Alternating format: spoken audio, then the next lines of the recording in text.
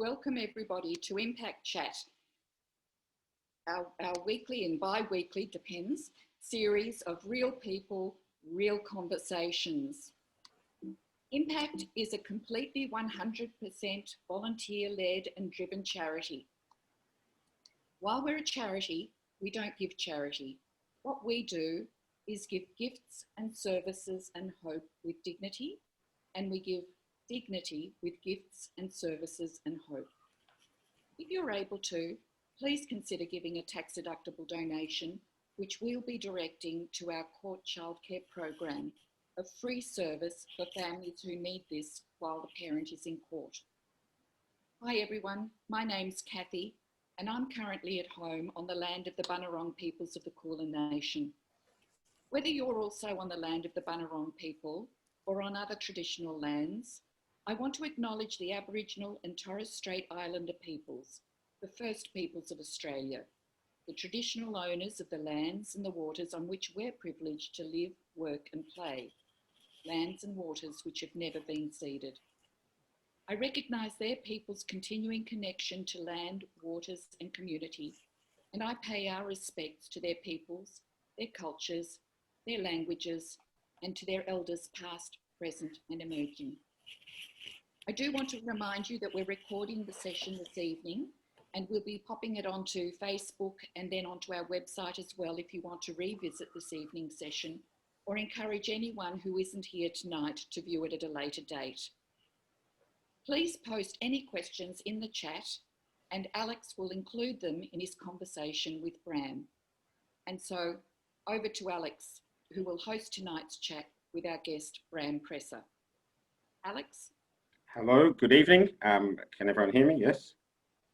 Yes, okay, great. My name is Alex, as Kathy said, and I'm very much delighted to be the interviewer and host for this evening with our guest, Bram Presser. Bram, you there? Can we see you? I am. I'm on the top of my thing. But... Yes, well, I'm on the top of mine, so I can see you. So to begin the conversation, let me read you a little bit about who Bram is for those who may not know. As Bram describes himself, he's a semi-reformed punk rocker, a recovering academic, a lapsed criminal lawyer, and a one-time cartoon character. For more than 10 years, he schlepped around the world screaming into a rubber chicken with the iconic Jewish punk band Yidcore before turning to writing.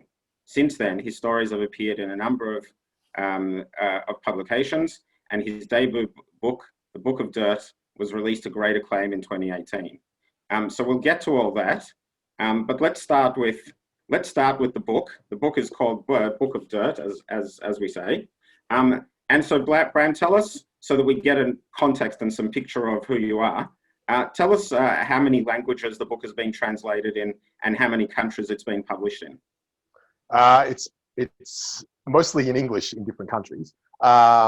And it's got, there's some kind of news that I can't talk about yet because it's not public, but at the moment, in terms of other languages, it's only in Chinese, but that will change. That will change soon. We won't tell Bram, it's a secret. Yeah. Well, it's the Chinese one that I was particularly interested in, that it got to that level of, there you go. Which, like, still to me, like, it's still in plastic wrap. There's no point in me opening it. But I don't know. I still kind of look at it. I'm just like, for some reason, I just love what they did with it. So I said to my editor that I see it's got the name, like that's in English, and I see that there's barbed wire and there's a raven on it, and so I just assume it's still got something to do with the Holocaust, as the book I wrote did.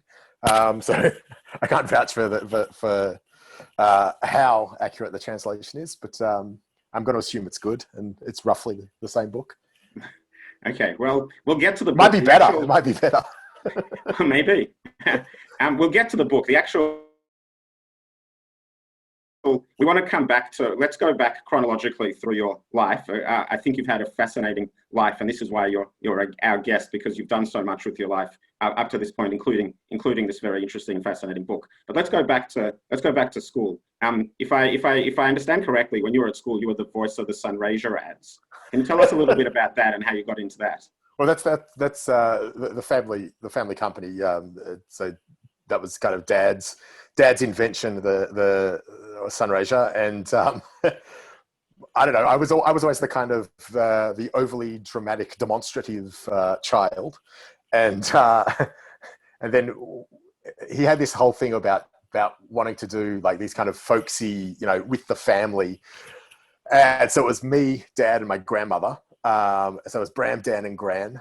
And we used to sit and write these really, I can probably say it now, terrible, like rhyming ads. And then I put on a voice. And at this time, I was already in my like late teens, early 20s. But I put on this little kid voice. And I always used to remember going to 3AW. And Ernie Sigley at the time used to go on radio and he'd say, I just saw that Bram Presser kid in the, in the corridors. And, he's got this cute little voice on those ads. And he's like this, like almost 6-foot punk with spiky, brightly colored mohawk and dreadlocks. And I'm scared to actually be near him. Well, don't believe the voice. So I don't know. You were, I think, at that time you were when you were at school. You were also school captain of your school. I was Scopus. Yeah. And I don't know if you know the story, but I remember one time that a caller called on the radio, and the idea was for the callers to say if they've ever met or encountered a celebrity, and this particular caller said that the celebrity they know is the school captain of their school. No, I didn't know that. That's hilarious. I'll tell you what, that's not even a D grade. That's like, you're calling out for your Z grade celebrity spotting or association. Well, you are described as a Melbourne personality, so I guess that's been the case from a very young age. Right. I'll take your word for it. And the word of whoever that caller was. I'm touched that was the that was their call. Yes. And as you said already at school, you had this sight of anarchy, or I don't know how you describe it, where you said you already became the punk rocker with the colourful hair, yet you were also school captain. Did the school have a problem with that? Well, I didn't colour my hair until I finished school, but I was like a pretty unkempt, dishevelled type towards the end of school, and I became school captain.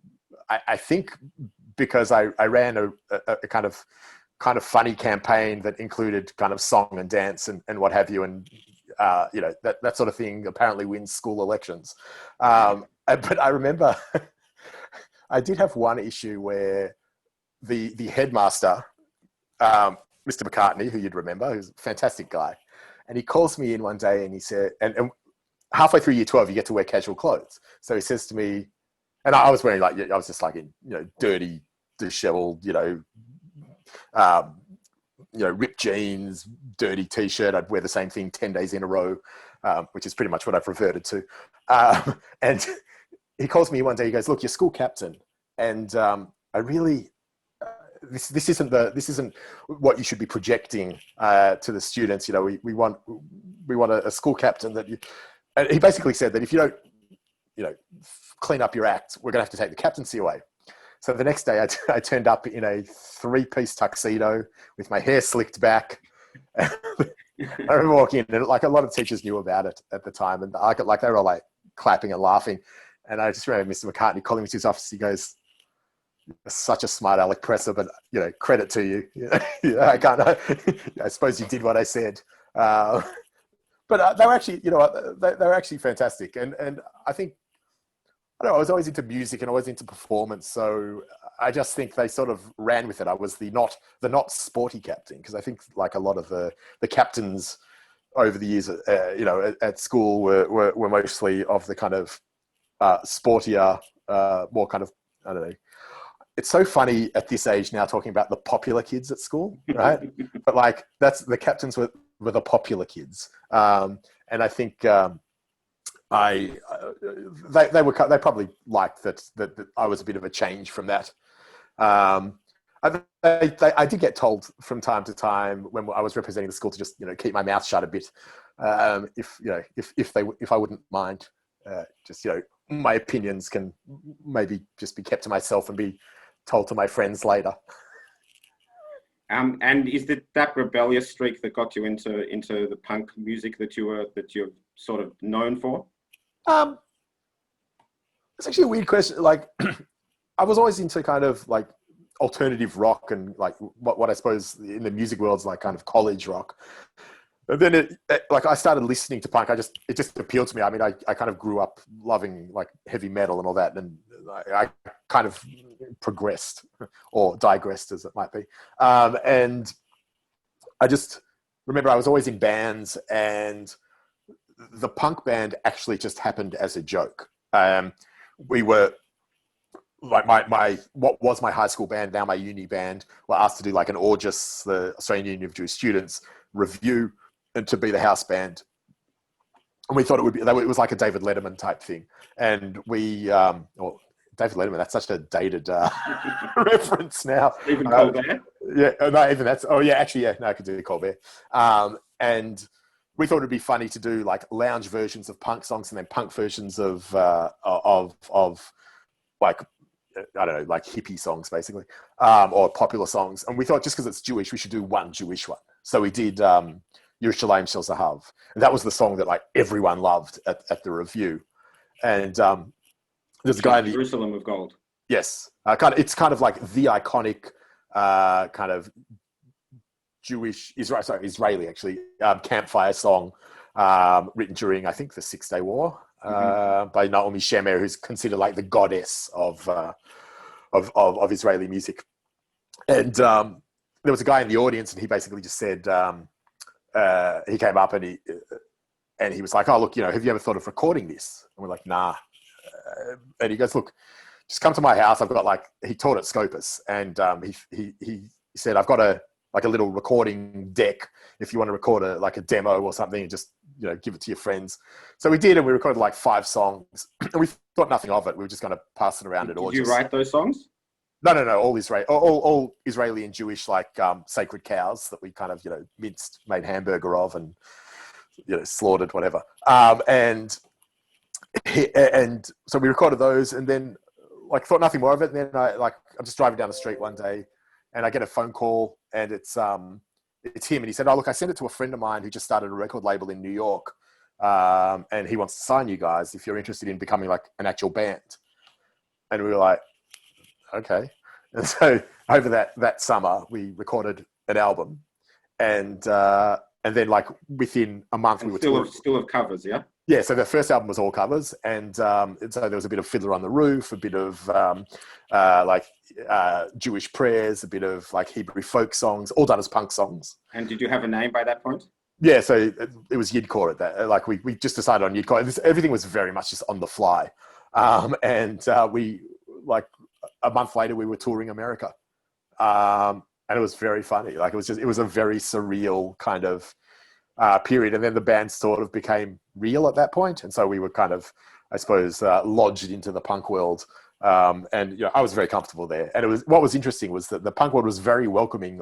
We weren't playing like Jewish places; we were playing like punk venues and punk shows, and I was very pleasantly surprised by how welcoming the punk world was to this bunch of essentially Australian upper middle class Jewish schmucks who were just being idiots on stage. But they were like, for a subculture that had kind of a bit of reputation for, perhaps being dicey at times and flirting with kind of racism and that sort of stuff. It was actually quite the opposite.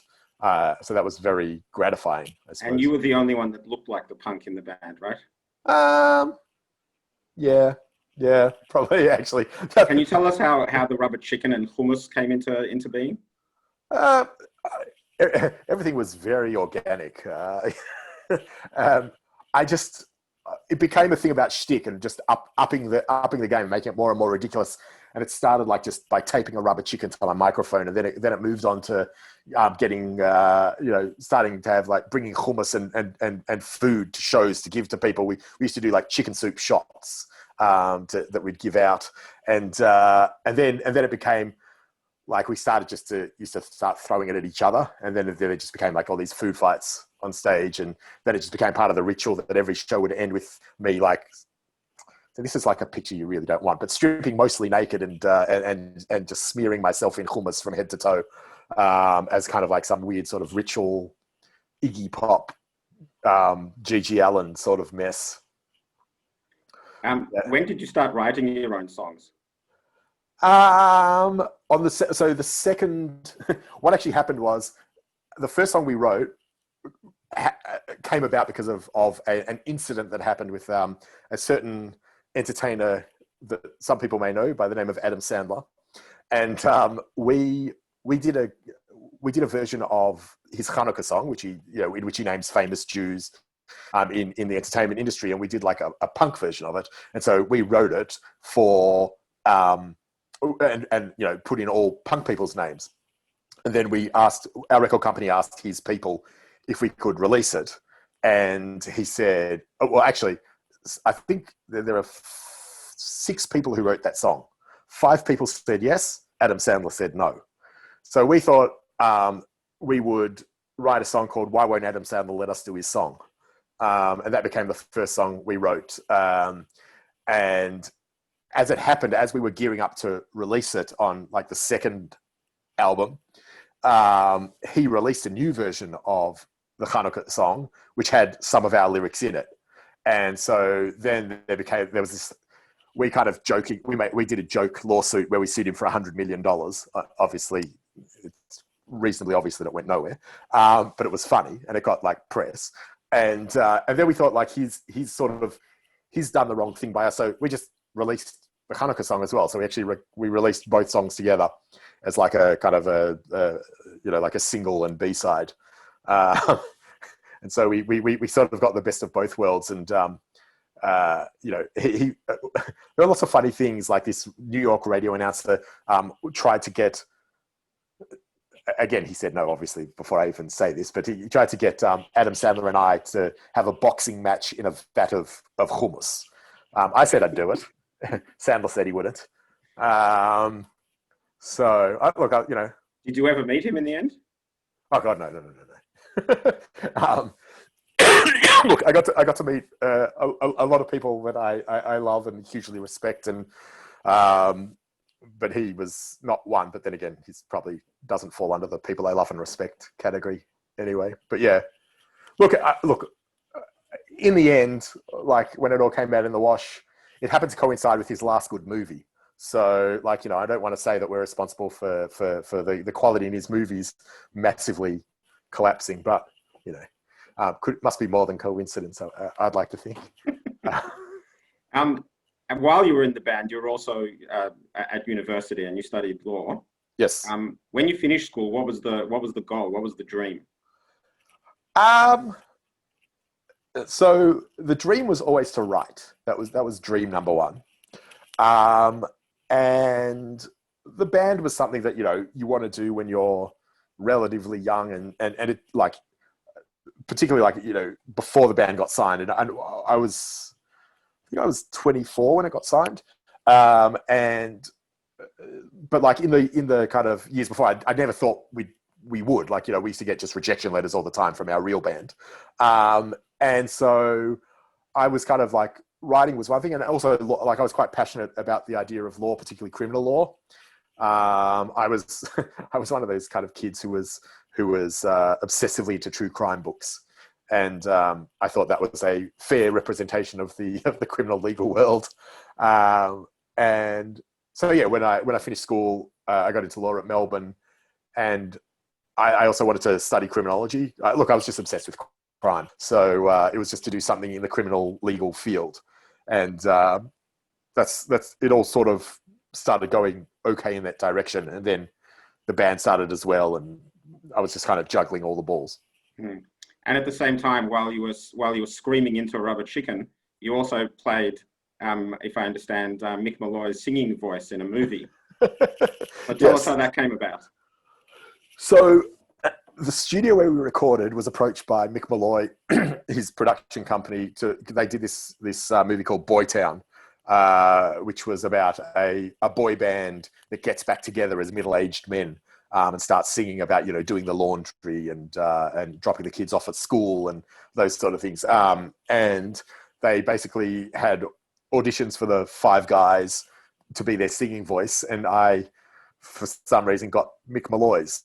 And I think it might be because we have certain physical aesthetic similarities, maybe, I don't know. And it was quite hilarious. And there were all these, like Michael Gudinski had these great idea that if the album took off, we'd like do a whole stadium tour. So like the album was never going to take off, right? But and I think the movie was pretty much a flop, but it was still pretty funny. And it's a very weird thing to watch a movie and hear your voice come out of someone's mouth, and particularly like someone who has continued on as quite a high profile, kind of. Did you have to make yourself sound like him? I think they chose me because they thought I sounded like what he might sound like if he sang, which means they did not have a particularly high opinion of what he would sound like when he sang. And your singing voice, your normal singing voice, is very different to your punk singing voice. Yeah, look, I love myself a show tune and musical theatre, so I kind of do that sort of stuff too. But yeah, it's not all screaming. Look, I'm not Pavarotti. I'm not even kind of Pavarotti's, now. But like I can hold a tune, and sound kind of gruff and tired enough to be Mick Malloy. At around the same time, if I'm not mistaken, you were also painted for the Archibald. Yes. So tell us how that came about. So there was this surgeon up in Sydney who, I don't know, got wind of me and the Yidcore stuff and just thought I was this kind of weird character that might do well to paint a portrait of. And so I think he kind of regularly enters the Archibald, and he must have run out of people. So he called me and he said, would you pose for me? And I was like, oh yeah, why not? We were touring all the time, so I could go up to Sydney.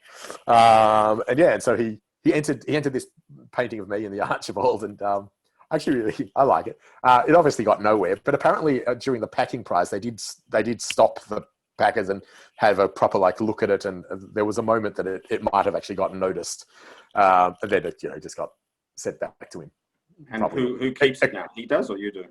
I'm going to assume he does, because I was in Sydney and he had an exhibition. This is quite a few years ago, and it was there, so I got to pose next to it, but I've not seen it since. And you also have been a cartoon character a couple of times. Was that at that time as well? That was actually more just from the Sunraysia ads. They ended up being animated, and so I became a cartoon character that I thought was well. Actually, it's funny because they made cartoon characters of me, Dad, and Grandma, and the Grandma one I thought looked pretty spot on. And Dad was all right, and I might have looked like a much more charming version of myself at age 7, or something. It was funny. So let's move on to your writing. Yes. So you're the first. Obviously, you were writing for a long time, but the first thing that got any acclaim was a story called Crumbs. That's the first one, isn't it? Yes, it's actually the second thing I got published. It was actually quite funny. I'd actually started writing the book, and Crumbs is essentially the prologue to the novel. And I used to enter the Age Short Story Award every year, which was, it doesn't run anymore, but it was this fantastic competition. It launched a lot of authors' careers. Elliot Perlman also started with it, and I actually had a story that I really liked that I entered, but there wasn't a limit on stories, so I entered 2 stories. So I entered the one that I liked, and then I thought, yeah, look, I might as well just enter this other kind of this prologue, which sort of stood alone as a story. And I sort of thought nothing more of it. This was back in 2011. And I just had my first story published in Sleeper's Almanac, which is actually still probably my favorite story that I've ever written. Anyway, so one day the phone rings and it's Jason Steger from The Age. And he's like, oh, you Bram Presser? I'm like, yeah. Did you enter a story called Crumbs? I'm like, yeah. He goes, well, you've won. So I kind of pause for a minute and I go, what was wrong with the other story? But that got me, that kind of got me started. And then thankfully that led to kind of publishers having a bit of interest. And then I started talking to Text, who are my publishers and who have sort of always been my dream publisher. I kind of had this thing that if anyone ever, if Text ever made an offer, I would jump at it. They wanted to publish it. And I kind of, I signed with them when I had written a very small fraction of the book. And the second I signed, I got writer's block and could not write for, a very long time, probably 3 years, where I kind of hid from my editor and my publisher, hoping that they wouldn't come knocking at my door and calling in the contract. But in the meantime, you were still a criminal lawyer, yeah? Oh, yeah. So I started practicing criminal law, and I was also lecturing at Melbourne Uni in criminology.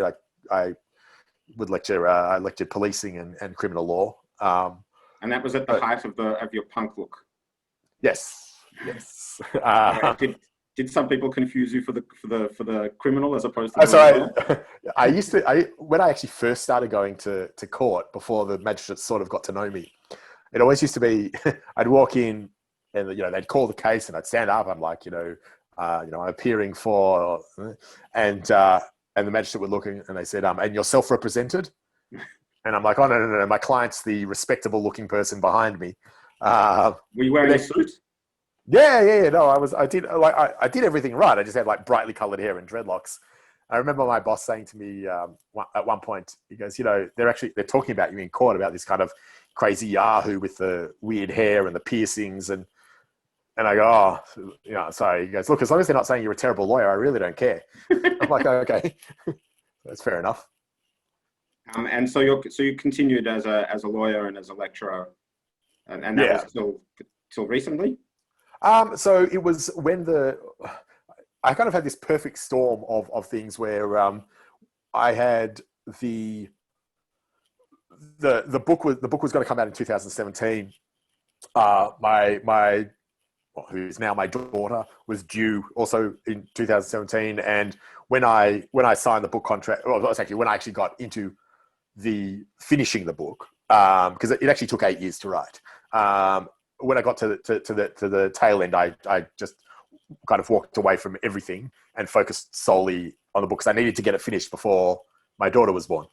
And so so my partner was awesome and sort of covered for me, and I got it done, and then I just like writing became promoting a book is actually like a kind of a full-time job. It's a bit great. And I also wanted to keep writing. And also, I wanted to be a stay-at-home dad as well. And like it was a hard road to have a child. I've got a kind of rare genetic defect, which is like affects like I've had heart problems and pancreatic issues or whatever. Anyway, and it obviously is at risk of being passed on. So to have a kid was actually quite, I suppose, I don't want to say miraculous, but miraculous. And so I really just wanted always to. Miraculous. Well, that's true. Yeah, exactly. It's always very true. And I just wanted to be there with her, and that's so I just basically committed myself to writing and being a dad, and those two work very well because you do them both at home. And it was like perfect. And so I just walked away. Even before this year of isolation. Yeah, well, it's funny because she went to creche. I mean, she's 3.5 now. She went to creche when she was 2, and then I started kind of writing a bit again, and then this happened, and so I've spent a year, basically just or 7 months now, just trying to keep a toddler oblivious and happy and as unaffected as possible by what's going on. So that's been my kind of main mission throughout the whole lockdown. You mentioned in passing that you had some chronic health issues as a child. Are you happy to talk about what they were and how they've affected you since? Yeah, look, it's so I was born with lots of heart problems, like quite significant ones. I was born with it's called patent ductus, which is essentially your aorta isn't properly attached to your heart, and so I had my first operation when I was, I think, about 6 weeks old, and then I had multiple holes in the heart. So that was done when I was 2.5, and then I had a coarctation, actually only about 10 years ago, maybe. Where I might be 50, about 50, sorry, about 15 years ago, where basically it's like a side effect from the other stuff where your aorta collapses on itself, and they have to kind of give it structure. Then I'm also like type 1 diabetic, and these are all related to the genetic defect. And, asthmatic, I'm allergic to everything. And like, I think it's done two things for me. One is it's, I think, given me a very healthy sense of the value of life and the importance of kind of, seizing every opportunity and really going for what you have your heart set on, even if your heart's completely wonky and hopeless and useless. And yeah, I think it's also given me, just like a sense of, I don't know, like it's sort of added to like my kind of compassion and thing for social justice and welfare and just trying to, use your time wisely to do well by others as well as yourself. So yeah, like it's weird. Like it's, in some ways it's been at times debilitating, but I think for the most part, it hasn't been such a bad thing. And so far, you don't know if it's been passed on to your daughter? It hasn't. So because it would, she would have. Look, we haven't gotten her tested, but we will. But that said, if she did, we'd know. Like she's gotten to this point for quite a while.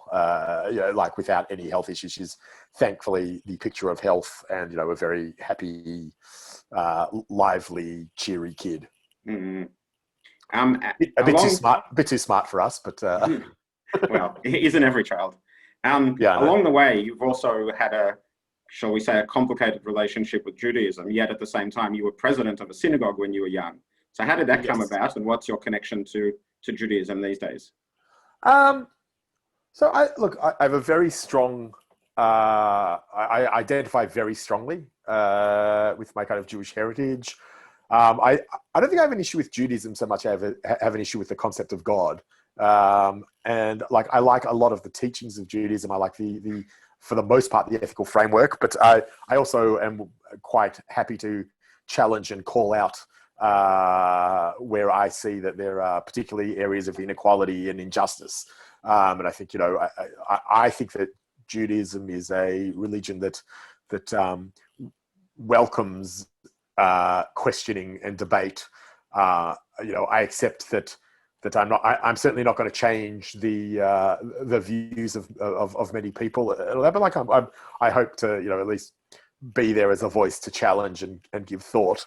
But look, it's interesting that Judaism has really informed all of my artistic endeavors, whether I want to or not. I was in a band that was a kind of a serious rock band, and my stupid Jewish joke band is the one that kind of became big. And then doing all this kind of I don't know what you call it, writing on completely non-Jewish, just serious literary writing, and not to say that the Jewish one wasn't, but like then it's the Jewish book and the Jewish story that got picked up and then turned into the book. And I don't know, I just feel that my Jewish identity very much informs a great deal of what I do. And I enjoy it as well. Like I approach it as like Judaism is something to enjoy, to celebrate, to make the most of, but it's also there to sort of have fun with, and it can take a bit of a lampooning. I think that this idea that everything is sacrosanct and all sacred cows are there to be worshipped or whatever. That doesn't do it for me. I'm happy to be, the slaughterer thereof. But not in a disrespectful way. Like I always remember there was a teacher at Scopus who told her students that there was no place in heaven for children who listened to Yidcore. And I was like, that's all right, because we're going to be playing downstairs anyway. So, it didn't really, but my thing was my whole approach to like Yidcore, which is the one that most people got upset about, was that I was showing that there's fun, different ways of engaging. So, and that was sort of my approach. And then I got to examine a lot of the stuff that I really liked about kind of Jewish culture. So we did the entire Fiddler on the Roof album as a punk album, fully orchestrated. We had guest stars from both the punk world and then non-Jewish and the non-Jewish music world, the popular music world. And then that became our biggest album, and we I got to meet Topol because of it, and hang out with him, and it was just hilarious. All these weird opportunities that arose because of it. It was great fun. And so you also mentioned your grandmother, the one that was in the ads with you. Yes. She's still alive, and she's how old now? She is. She will be 96 in 2 weeks. And she was an Anzac as well. Can you tell us a little about? She was in the Women's Air Force in World War II, and she was. I think she joined pretty much straight away as soon as she could when she turned 18, and was there until she was 19 and a half, which was when she had my dad. She met my dad's father he was an American soldier on base, and, classic war romance. My dad's father was killed in the Philippines soon after my dad was born.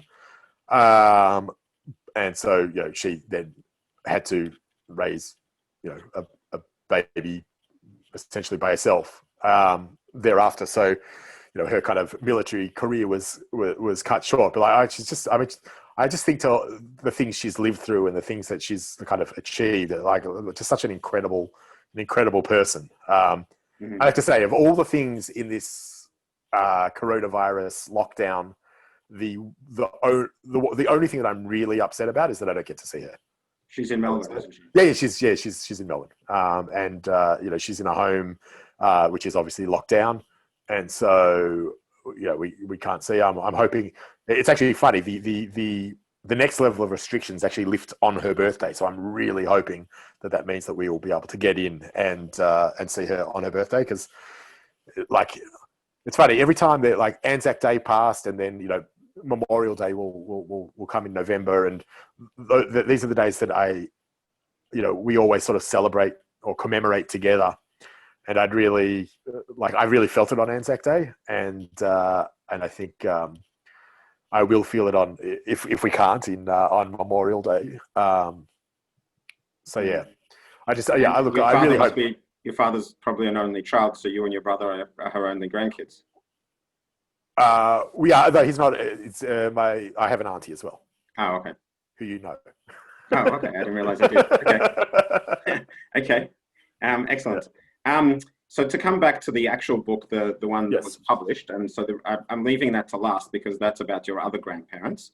Yes. And so apart from the fact that you said you entered a story that won an award, which was how the book started, but the genesis of the book, according to the book itself, was an article that was published in the Jewish News. So do you want to tell us a little bit about that? So we grew up thinking that my grandfather was a teacher throughout the war. My grandfather his name was Dr. Ronda. A lot of people who, if anyone went to Scopus, you probably knew him. He taught there for 41 years, and he was quite a well-known character from the Scopus community. So we assumed that he had been a teacher throughout his kind of wartime experience, that he was a teacher in Prague before they shipped into Theresienstadt, that he was a teacher in Theresienstadt before they shipped into Auschwitz, and he was a teacher in Auschwitz, and then he was liberated from Auschwitz. That was the story we believed. And then an article got published. And you never spoke to him during his lifetime about it? No, he didn't speak about it. Like the entire extent of my his discussion of the Holocaust. Well, there were two things. One was he sat me down in front of TV and made me watch the entire Shoah documentary when I was like 12 or 13. So which is about 8 hours long. Yeah, something like that. And wouldn't let me talk sorry, wouldn't let me ask him questions. I just had to pay attention, right? And also he did give a speech at my brother's bar mitzvah, but he spoke about the wartime experience, and he'd been given the classic grandparent 10-minute speech, and he spoke for 45 minutes, and everyone was just it was like angry at him at the time, and it was like, you're ruining a great celebration by bringing it down with this big Holocaust story. So we sort of we weren't ready to receive it, so which I actually regret now, of course. And your mother, he never spoke to your mother about it either? No. So what happened was, this article then gets published that says that he had been chosen. Sorry, this is after he died. So this is after he died, about 2 years after he died. So he died in 96. And in about 98, an article was published that said that he had been chosen by the Nazis as one of 4 curators for Hitler's Museum of the Extinct Race, and he was going to be the curator of books. And so it goes into this story about how there was the whole selection process, and it ended up being these 4 people, each given a different area of Judaica and Jewish artifacts that they would be responsible for in putting on this Museum of the Extinct Race. And I think, if you're a Jew of Czech descent, or if you've been to Prague, you likely know the story of the Museum of the Extinct Race. The idea was that that the Nazis wanted to have a museum that showed these terrible Jews and in all their decrepitude and depravity, that people could come and look at after they'd been wiped out, so that they could give thanks to the Nazis for ridding the society of that pest. And it's like kind of the great, foundational story, I suppose, of the Czech Jewish community post-World War II. And so this article said that my grandfather had been chosen as the book's curator for it. And where did the article get its information from? So the article was written by a guy called Shmuel Bennett, who was a Yiddish journalist back in the day. And he sat next to my grandfather at shul. And the synagogue. Yes, at the Caulfield Shul, Caulfield Synagogue. And he, interestingly, supposedly told my grandfather told him the story over many years. And he then pieced it together. And so that's supposedly where it came from. And waited till he died to write it. Well, no. So it was actually originally published in Yiddish in 1987. But it never got, and it was syndicated in Yiddish back then. But, I don't speak Yiddish. A lot of people from the younger generations don't speak Yiddish. And so it sort of stayed within the Yiddish-speaking world and that generation. It didn't get translated until 98 when Shmuel decided to do he was well retired by that point, and he published a book called Chronicles of the Past, where he collated all of his, he basically used to do these profiles of Jewish community members with interesting stories, and my grandfather's happened to be one of them. And it was for the first time, it was translated and published as a book, and that's where and so the article was lifted from the article in the Jewish News was just lifted from that book as like a promotional kind of editorial publication thing. And that article sparked your interest. So then, I was like, okay, this is crazy, because I was incredibly close with my grandfather. I had never, I had always assumed the story was true. And then this story comes along, and it's so far removed from what I thought I knew.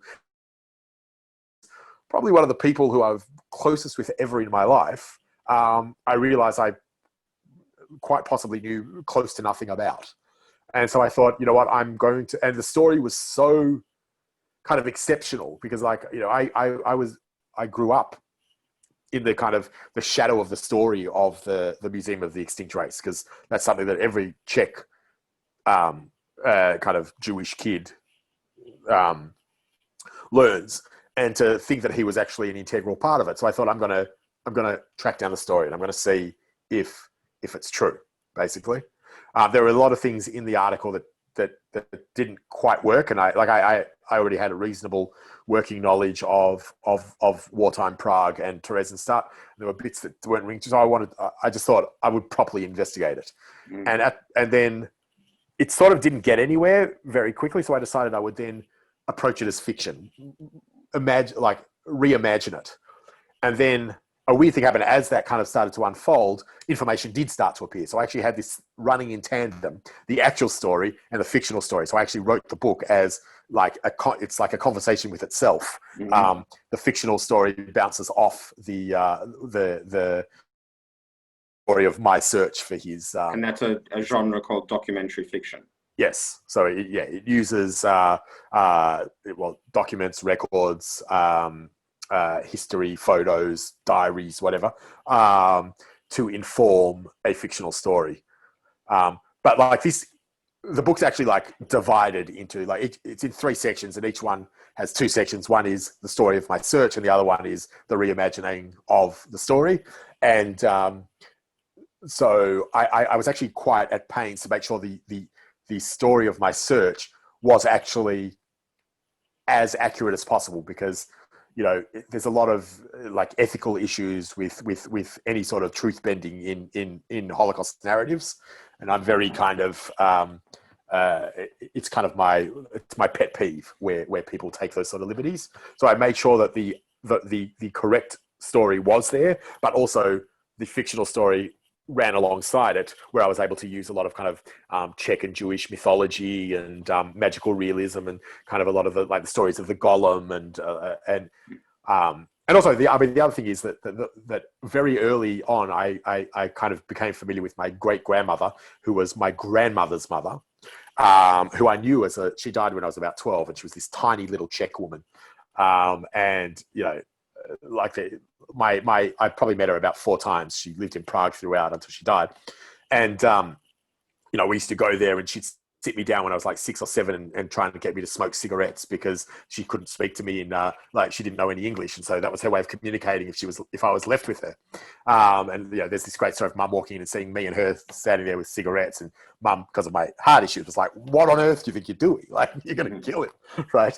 But anyway, that was a good precursor to your future punk career. Yeah, it's true. And she, anyway, but I started getting these stories of her, and she was just this incredibly heroic woman who, she'd been married to this kind of drunken gambler Jewish guy, and she converted for him, and he basically destroyed her life. And yet she did these incredibly heroic acts to save her daughters, and husband actually, but he died. But through the concentration camp system, and she got involved in smuggling, and she got involved in what do you call it? She was like fighting against the Nazis. She was like this and I just remember this tiny little old woman, and like to think that 70 years before she was like this powerhouse. It was amazing. So I always say I set out to write my grandfather's story. I ended up writing my great grandmother's story. And can you believe how well the book has done, and how many awards has it done now? Has it won now? 5 of the So 5 international awards, including some in America. No, so one in America and the others in Australia.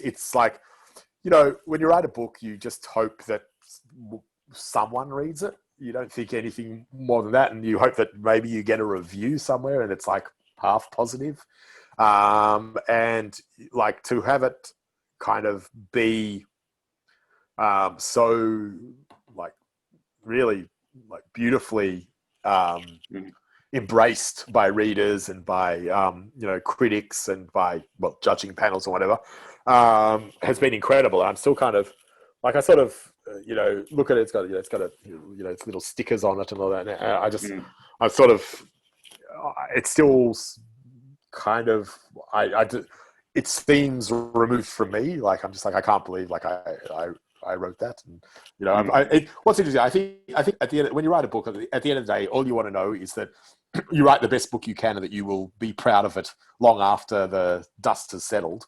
And I am like immensely proud of it, and I can, you know, and I just like, I have no regrets with it. So I can at least kind of go, you know, this is a book that I will, you know, go to my grave being proud of. So, is it possible that it's been so well received because it's so unique in the sense that it's documentary fiction, that it's, some people have described it as unusual or maybe surprising, lovely and painful at the same time?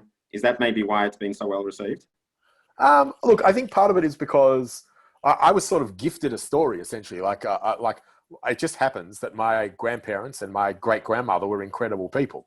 And it's funny, like when I set out to actually do it, mum said to me, you know, are you sure you really want to be doing this? Like, you know, this might be, you know, what if you find stuff that doesn't show them in good light? Because, you know, but the reality is, like, to survive, people often had to do some pretty terrible things, right? And I said, look, I just have to run that risk. And so mum said, okay, so go for it. As it turned out, like what I found out was far beyond anything I could have imagined. And like, it was such an incredibly beautiful like thing to know these things about my family. And so I think just because it is like the story itself, leaving aside the way I wrote it or anything like that, the story itself is just it's an amazing story. So I was just very lucky that happened to be my family story. And you know, and hopefully I did it justice in the way I approached it. But I think it's just, you know, people, and it also told aspects of the Holocaust experience that haven't been written about before. So, and all the praise has also been that it's really beautifully written, apart from the story itself, that the writing itself is beautiful. Which makes me like slightly relieved that I didn't waste 8 years. That's why I So do you have any advice for aspiring writers? Read. And so on that note, I don't think that anyone reads as fast as you. Can you tell us how, on average, how long does it take you to read a 300-page book? I read about 90 pages an hour. So yeah, that's probably. I read about 30. So yeah, I probably average around anywhere between 150 and 200 books a year, I would say, maybe a bit more. So it's I don't know. I just particularly when I was practicing law, I just used to bring a book with me. Like there's so much sitting around when you're a lawyer, like in court, waiting for your thing to be heard of. That's why I just sit there and I'd just be reading and just be Most reading. people listen to a podcast. Yeah, you know, you can do that if you want, I suppose. I've yet to actually, I can't do audiobooks yet. I've just started doing a bit of podcast stuff. But also, like, you know, I walk down the street and read, and I've like walked into lampposts. I've, you know, tripped over curbs. I've done it all, you know, like I have the scrapes and bruises for my reading addiction. Yeah, but you know, it's what I love. Also, the other thing with writing is like the best way to you know, hone the skill is just to keep writing as well. You know, there are a lot, which is basically what you do now. That's your current. Yeah. It's kind of strange to think that that's, you know, what I do, but I enjoy it. It's incredibly difficult and incredibly painful at times, but yeah, it's just, you know, you just got to back yourself and you just got to find something that you want to write about. Like, don't follow trends, don't follow like, just find something that matters to you and that you can write. Don't try to be someone else. Like, find yourself and write from within yourself, not what you think will sell or what you think people want to read or what you think is cool. Like the last thing you should ever do is write what you think is cool. You know. So on that very cool note, just to finish off, one final whimsical question from the chat is, who's your hairdresser? You know what? This is me is the short answer.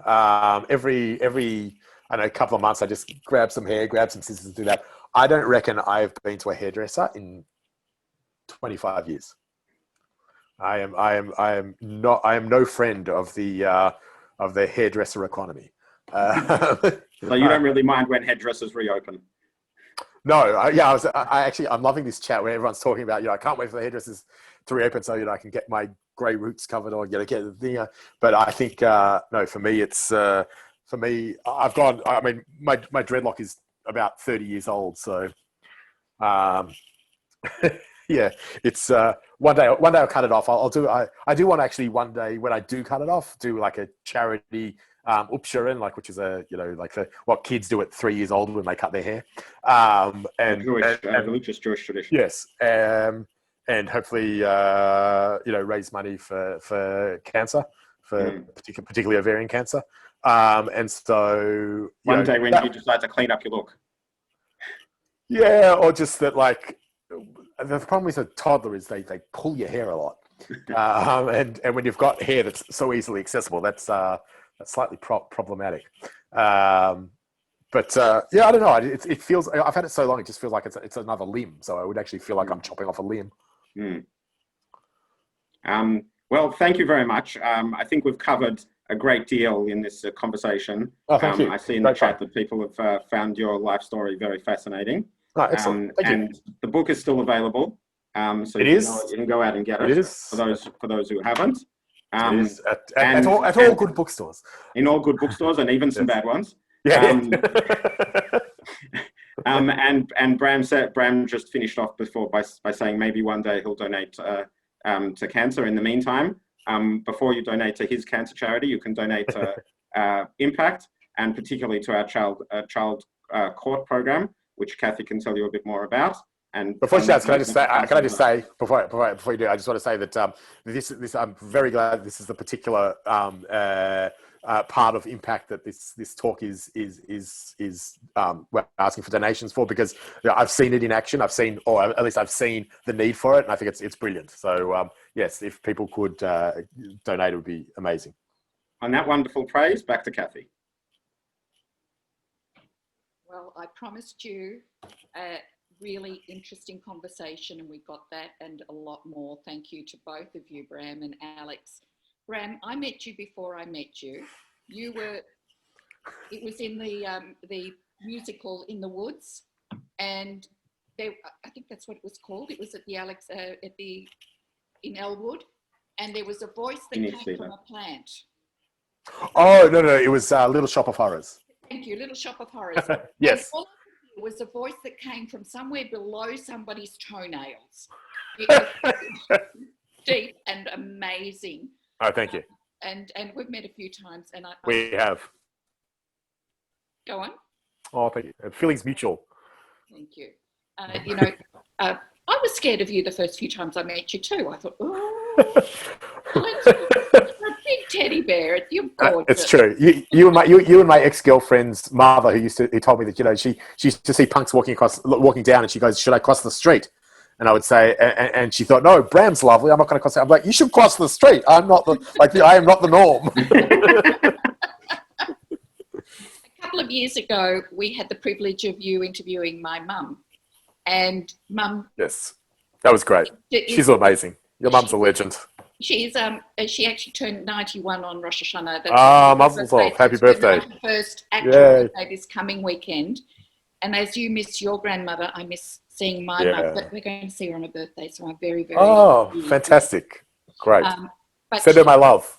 I will. She doesn't remember a lot, but she remembers the big man with the big beard and the big hair. So I will. Excellent. Look, now we've been doing these impact chats every couple of weeks. Now we're changing the pattern because we've had the opportunity of getting some extra special guests that we just couldn't wait till next year for. So next week, I really would love you all to join us. We've got Victoria's newest Assistant Police Commissioner for Family Violence joining us. Her name is Lauren Calloway. I met her when she was a lieutenant a number of years ago, and it was through her that we got the wonderful relationship with the police that we do now.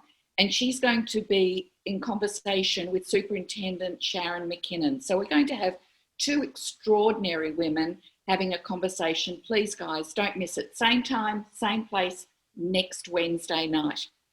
Until then, friends, please, if you can give a donation, that'd be wonderful. Please check our Facebook or website or our e-newsletter. We're still doing a wrap and pack for Christmas, but we can't do it the way we normally do. So we've got 18 shifts. Many are already filled, and we're still looking for some people who would be prepared to drive and deliver. So please make contact if you've got an hour or two up your sleeve in late November, early December. We'll be following all COVID-safe regulations plus some. So we'll be very, very, very careful. We thought we would need 2,000 bags of love. We're way up above that now. The need has grown. So that also means that the need for free and safe childcare in the courts have grown significantly too. Till next week, everybody, please stay well, stay home, stay safe, and good night. Thank you.